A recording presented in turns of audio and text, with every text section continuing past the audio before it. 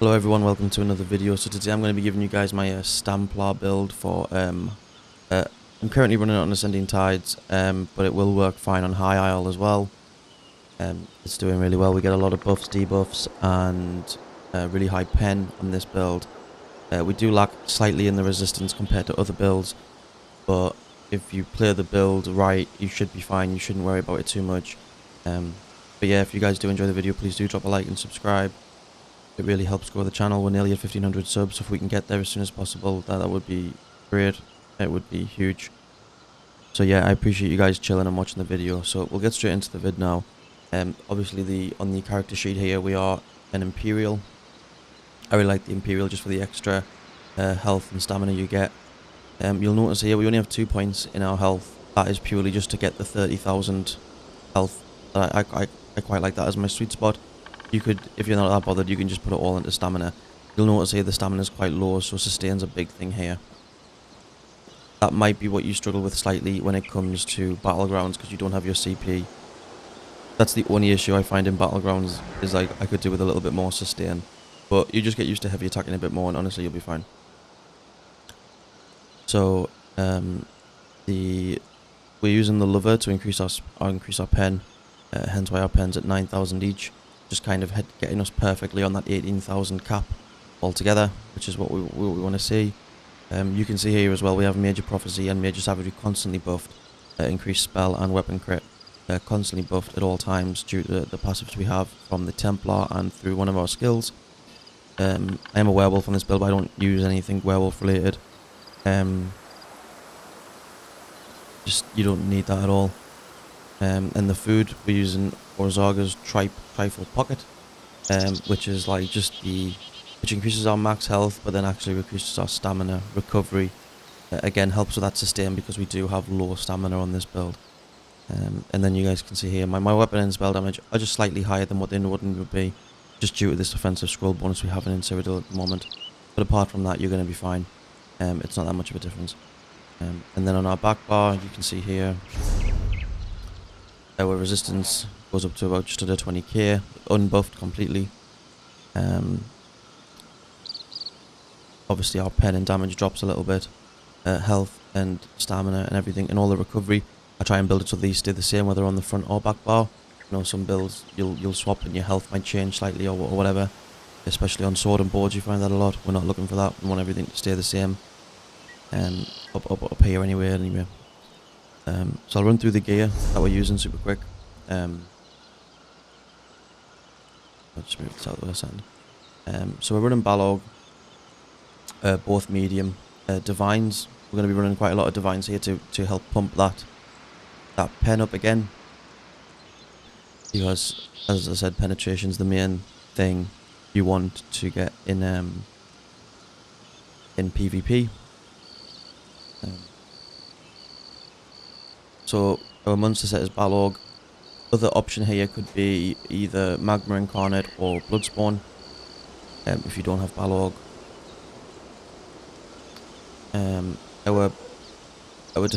I use my front bar. I know a lot of people use like their front bar as their offense. I use it as my defensive, so our defensive bar is Rallying Cry.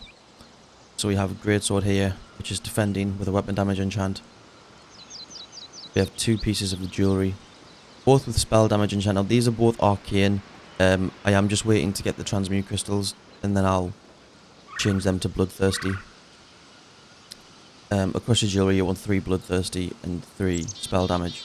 And you're probably wondering why, if you're not sure why we're running spell damage on the stamina build, it's because due to the hybridization of the sets when they changed it all a few patches ago, a lot of sets and skills will be based off whatever's higher, and due to being a Templar, we get as naturally through our passives a slightly higher spell damage than we do weapon damage, as you can see here.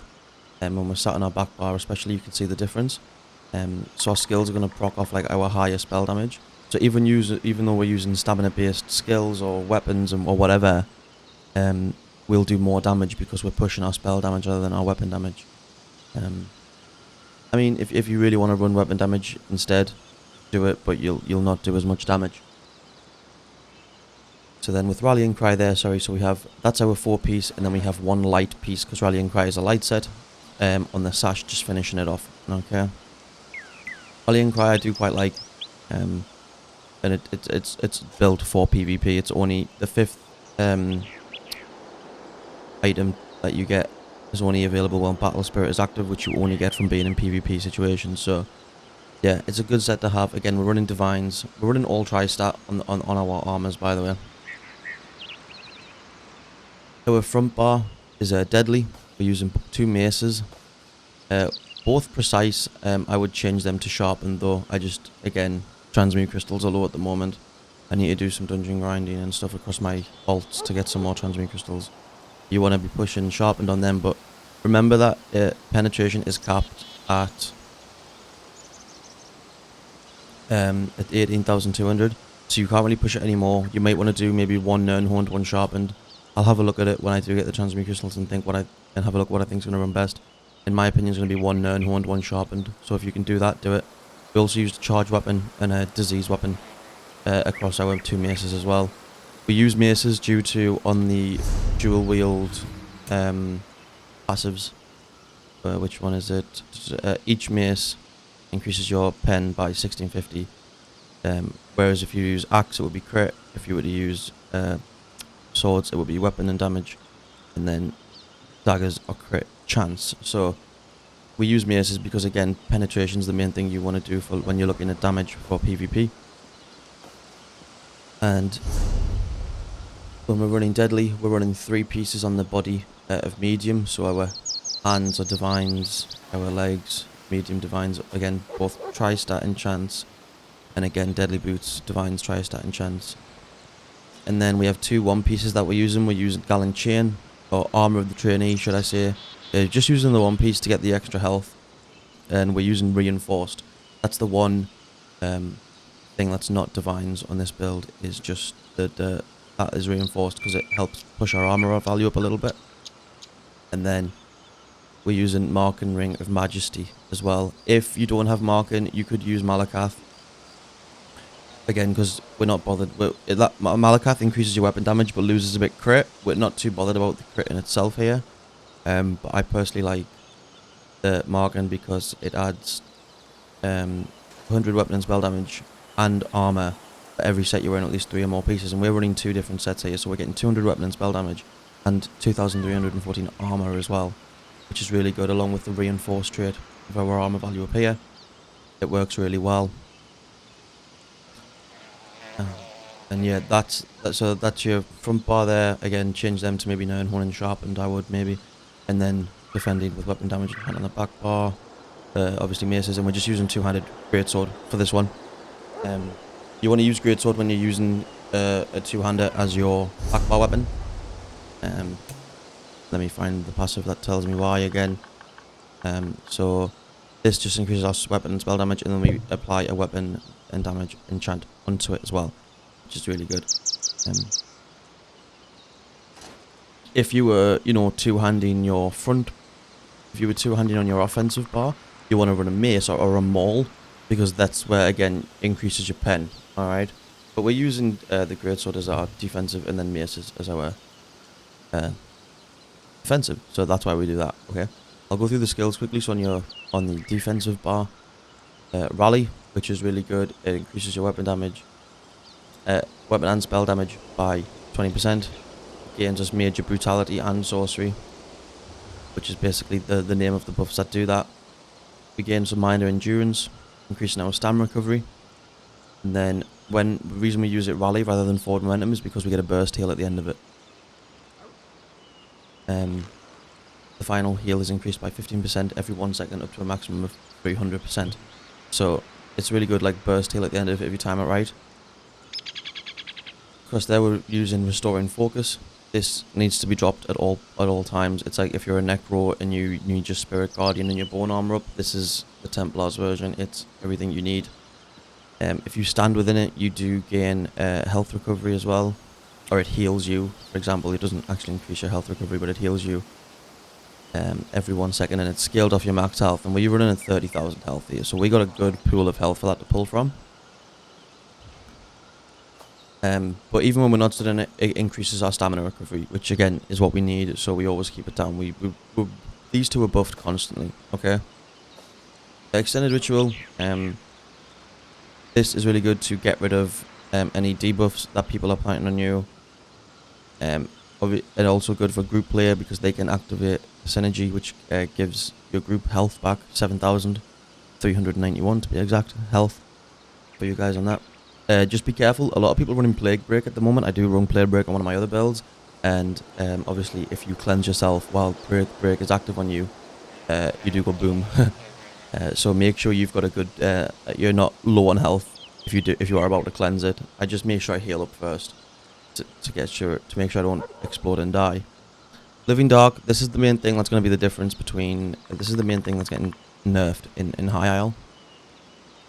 I still think when High Isle comes out, again, I built this on the PTS at first, and you know it's hard to test PvP builds in the PTS. It's hard to get into Cyrodil and Battlegrounds. No one was available for duels, so I couldn't give a really good test on it. As it stands right now, obviously it's getting really good, but just be aware there is a nerf coming for it. If I do feel like this is the only skill that could change. If it does feel really bad, I might just swap it out and put Race Against Time in. That's the only other thing that I think this build really lacks is the major expedition. Excuse me, sorry. So we will maybe swap this out for Race Against Time, but that would be it really. I'll see what it's like. I do really like having the shield at the moment. It's a really good shield to have. Basically it reduces people's movement speed when they're near you, and it heals you as well. It occurs every half second, and it scales off your weapon and spell damage or max health, whichever result in a stronger heal. So it's constantly working for you. So as it stands in Ascending Tide, it's a really good skill to use. And then we got Resolve and Vigor. It's like our heal over time. Heals you for just under 9,000 health over 4 seconds as well. So it is a heal over time, but it's a quick heal over time as well. It's really good. And then on the back bar, we're using Remembrance. I probably would, if I could, swap out. I'm still really close to just them last few lore books to get Mage's Guild on this character. I might put Meteor in there, a Shooting Star instead, and I'll explain why in a minute. But I find this is a good one to have on the defensive bar when you're a Templar. Just purely down to the fact that if you're in a dire situation, you got a few people on you, you're running 1 health. This is like so good. You're hard to kill in it. You gain immunity to any disabling effects, and heals you and any nearby allies as well for basically just over 40,000 health. So it's really good, especially in Cyrodil, because I don't believe there's a cap on how many people it will actually heal. It's just a really good heal to have. But if you wanted to go purely offensive and didn't really want to bother with it, then you could put Meteor there, and I'll explain how to use Meteor in a minute. But on our offensive bar with our 2 maces, we're using Purifying Light rather than the stamina version. I think it's Power of the Light it's called. That's just due to the fact that Purifying Light just hits harder. And it'll copy up to 8,057 damage, which it pairs in well with our Biting Jabs. It'll copy the damage up to that and then burst them with that amount of damage. It's really good. And then when it ends, you and allies near the enemies are healed a little bit of health on there. The Templar is such a good healing build. So, and the way some of these skills works is you can still be a damage, or you can still take damage, deal damage, whatever it is you want to do, and still constantly be getting heals from all your skills and passives, which I love. Which is why I really love the Templar. I think it's a really good, if you're just starting out in PvP, it's a really good class to use. We're moving over to Binding Javelin. This is just like our stun ability. It ignores enemy resistance and it can't be blocked. They can roll dodge out of it though, which is quite annoying. But if you time it right, you get used to the timing. It's pretty cool. And we pair this in with Biting Jabs, which is really good. Biting Jabs is just your spammable. You want to spam that shit. So the way you would work it is you'd hit them with Purifying Light. You would get in with Biting Jabs and just do as much damage as possible. And then when it ends, you and allies near the enemies are healed a little bit of health on there. The Templar is such a good healing build. So, and the way some of these skills works is you can still be a damage, or you can still take damage, deal damage, whatever it is you want to do, and still constantly be getting heals from all your skills and passives, which I love. Which is why I really love the Templar. I think it's a really good, if you're just starting out in PvP, it's a really good class to use. We're moving over to Binding Javelin. This is just like our stun ability. It ignores enemy resistance and it can't be blocked. If you time it right, you get used to the timing. It's pretty cool. and then you would spear them as they're busy trying to block your biting jabs. So instead of using binding javelin as like a distance thing, I actually use it when I'm close, because again, purifying light, hit them with the jabs, stun them with binding javelin, and then they're locked onto the floor, they'll hit the ground, and then it'll burst damage them. Genuinely, you can kill people with just these 3 skills, as long as you've got your buffs up as well. And then I have whirling blades here. Honestly, I find myself I don't even use it sometimes, but that's like our executioner, because it deals up to 100% more damage if they have less than 50% health. So it's like our executioner ability. As long as we get them under 25% health using these 3, we finish them off with this. But again, I've genuinely been debating, like, do I even need to use it? I'm not too sure yet.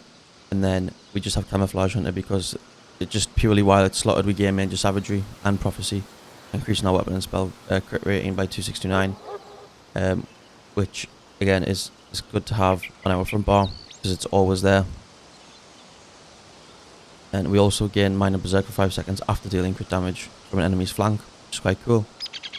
And you also, it is a good little ability to use, just if you're up against Night Blades and they're trying to go invisible and you can spot them. That you know, a lot of people running Vampire and stuff at the minute, so it's good to have it there, but we use it more for what it does while it's slotted, rather than its actual skill. And then the standard ultimate for most stamina based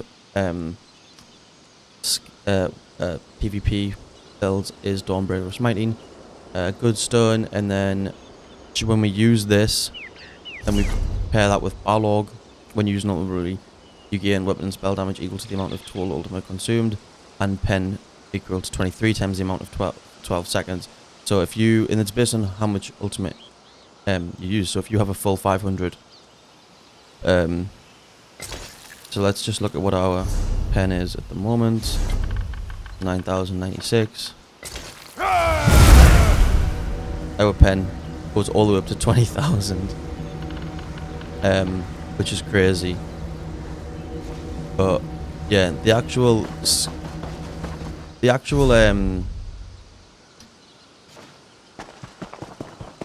skill itself doesn't do that much damage. It's just good for like AoE stuns, but timing that in with Balog, it just is crazy damage. You hit like that, you get like 40,000 pen altogether, which is absolutely ridiculous. Again, remember it's capped at 18,000, which makes absolutely no difference, but that was just because we were using a 500 one there, and it just really bumped out. We can use but obviously we can use it a lot less and still get a decent amount of pen straight after, and then you can just go back to like Whirling Blades or whatever and get it. So yeah, that's that. The CP on our blue, we're using Duelist Rebuff, Ironclad, Fighting Aura, and Master at Arms. On our on our red tree, we got Sustained by Suffering, Pain's Refuge, Rejuvenation, and Survival Instincts, which are really good. And then your green one doesn't matter, but I use Steed's Blessing, Sustaining Shadows, Gifted Rider, and Warmount. Another good one, maybe instead of Warmount, would be Liquid Efficiency, because when you use a pot, you have a 10% chance not to actually consume the pot, which is good. So yeah, we got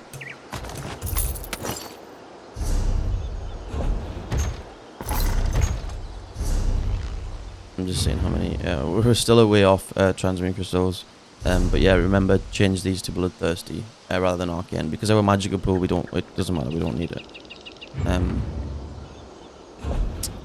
So yeah, that is pretty much the build, I believe, and I'll just explain a couple of things on how you would run it. So you want to buff up as you go into a fight. These are your 3 major buffs. Pop your pot as well if you want to.